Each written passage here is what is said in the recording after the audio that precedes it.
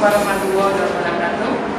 Selamat bergabung di SMA Muhammadiyah Pantoro kelas 10. Perlu saya perkenalkan diri, nama saya Bu Lili, pengampu mata pelajaran ekonomi. Untuk pertemuan kali ini saya sampaikan pembelajaran untuk semester pertama ini, kompetensi dasar yang harus dicapai oleh anak-anak adalah mendeskripsikan konsep dasar ilmu ekonomi. Dengan tujuan pembelajaran ada 3, yaitu 1. Mendeskripsikan konsep ilmu ekonomi, 2. Menjelaskan pembagian ilmu ekonomi, 3. Menjelaskan tindakan ekonomi, motif ekonomi, dan prinsip ekonomi. Marilah pembahasan di materi konsep dasar ilmu ekonomi kita mulai. Untuk yang pertama, supaya mengerti tentang pembagian ilmu ekonomi, pengertian ilmu ekonomi, maka kita lihat dulu gambar slide ini. Anak bisa mengamati, yaitu gambar antrian BBM, menunjukkan bahwa gambar ini adalah realitas tentang kelangkaan. Apa di situ yang dimasukkan dalam kelangkaan? Kelangkaan merupakan masalah bagaimana seseorang dapat memenuhi kebutuhan yang banyak dan beraneka ragam dengan alat pemuas kebutuhan yang terbatas. Nah, dengan inilah kita tahu dan disebut masalah ekonomi inilah yang membawa kita untuk mempelajari daripada ilmu ekonomi. Apa sebenarnya yang disebut dengan ilmu ekonomi? Ekonomi berasal dari bahasa Yunani, oikos dan nomos. Oikos itu sendiri artinya rumah, nomos artinya aturan. Kalau kita gabungkan, oikonomia artinya aturan atau manajemen rumah tangga yang baik. Menurut Paul Samuelson, ilmu ekonomi adalah studi tentang cara orang-orang dan masyarakat membuat pilihan dengan atau tanpa menggunakan uang dalam menggunakan sumber daya produksi yang terbatas, tetapi dapat dipergunakan dalam berbagai cara untuk menghasilkan berbagai jenis komoditas dari waktu ke waktu dan mendistribusikannya untuk keperluan konsumsi saat ini atau di masa datang pada berbagai orang atau kelompok dalam masyarakat. Ilmu ekonomi itu sangat berpengaruh dalam kegiatan sehari-hari masyarakat, konsumen ataupun produsen. Peran penting dalam kebijakan ekonomi, apa sih manfaatnya? Yang pertama, memperbaiki cara berpikir. 2. Membantu dalam memahami perilaku masyarakat. 3. Membantu memahami masalah global. 4. Membantu bersikap lebih demokratis. Oleh karena itu, pembagian dari ilmu ekonomi ini kita bagi dalam 3 kelompok besar, yaitu ekonomi deskriptif, teori ekonomi, ketiga adalah ekonomi terapan. Teori ekonomi masih dibagi 2 lagi, yaitu ekonomi makro dan ekonomi mikro. Satu persatu kita bahas. Apa sih yang disebut dengan ekonomi deskriptif atau descriptive economics? Berusaha menggambarkan keadaan perekonomian yang sebenarnya terjadi di masyarakat. Karena gambaran, maka biasanya ditunjukkan satu statistik, ya, statistik, kurva, ya, diagram, itu contoh gambaran dari ekonomi.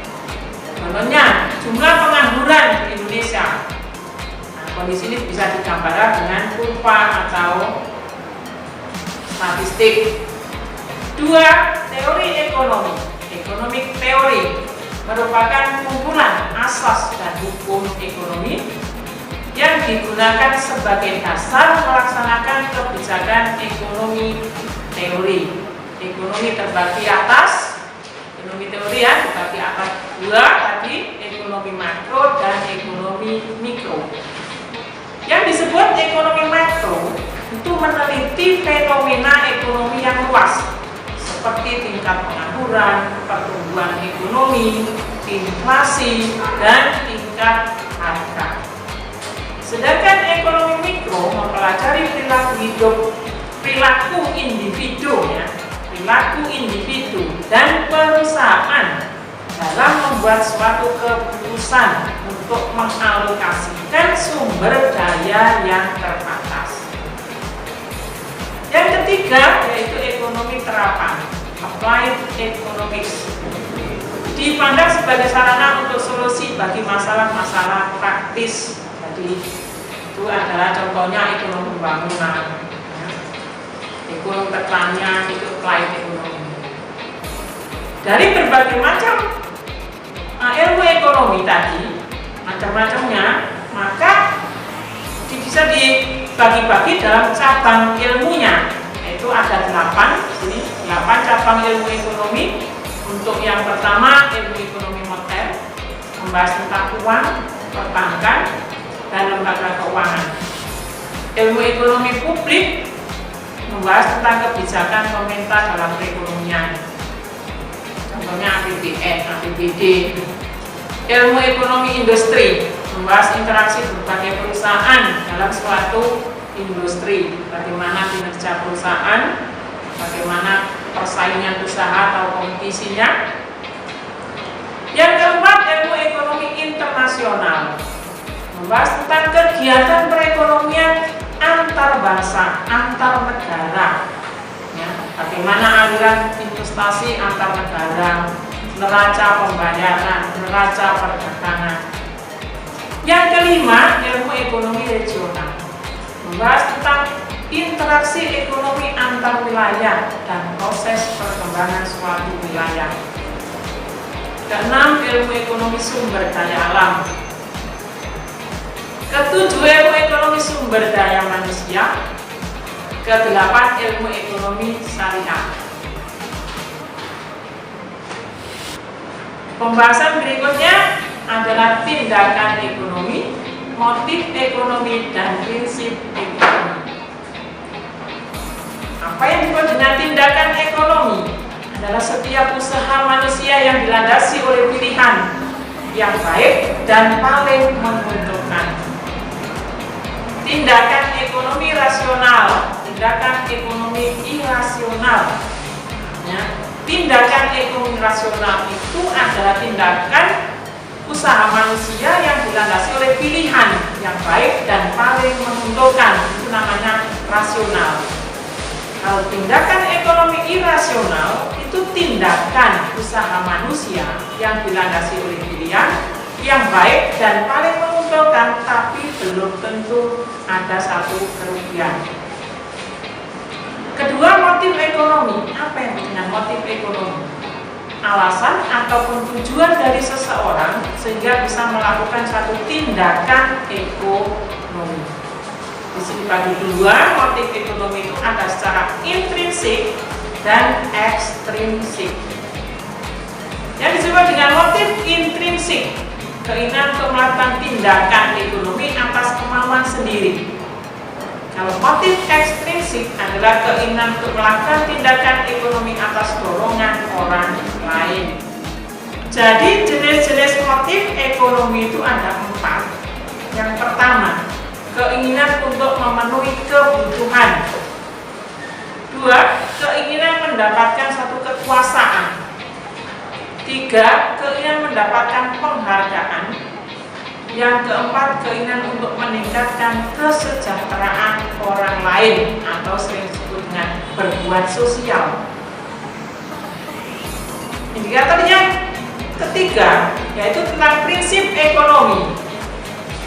Prinsip ekonomi itu merupakan pedoman untuk melakukan satu tindakan ekonomi yang di dalamnya terkandung asas dengan pengorbanan tertentu untuk mendapatkan hasil yang maksimal sehingga tercapai satu tujuan. Demikianlah pembahasan materi untuk pertama kali pertemuan hari ini. Mudah-mudahan apa yang saya sampaikan ini bermanfaat untuk kalian semua. Ya, tetap belajar dengan semangat, ya, belajar di rumah saja, tetapi tidak lupa untuk penilaian dari pertemuan ini ada tugas, ya, tugas tutur secara individu yang akan dikumpulkan pada hari Jumat. Maka pertemuan ini saya akhiri. Assalamualaikum warahmatullahi wabarakatuh.